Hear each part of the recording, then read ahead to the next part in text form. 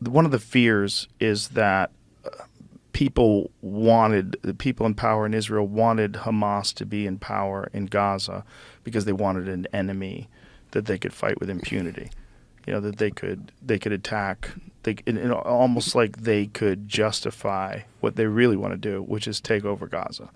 This is the fear that a lot of the people that delve hardcore into conspiracy theories about.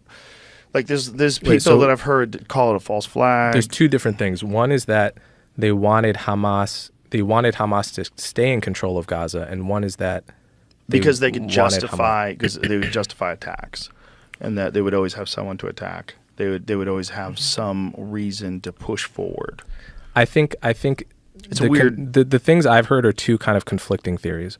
One was that Netanyahu wanted to keep Hamas in power, right, and was essentially paying them off. That's the idea. He was funding. Yeah, but the whole world was funding Gaza. The EU and America too, because we don't want people to starve. Right. But the idea was we're going to keep Hamas in place because Hamas is so scary and terrible, and everyone recognizes they're a terrorist organization, and they don't. Unless you're on a college campus. Right.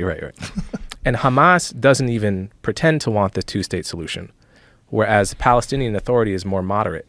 They've come close, or seemingly come close. So if you're an Israeli prime minister against the two-state solution, the way that people have argued is that Netanyahu wants to keep the Palestinians divided. Palestinian Authority, Hamas here. This way, he'll never be pressured to do a two-state solution because Hamas doesn't even want it. Right. So that's the idea, is that Netanyahu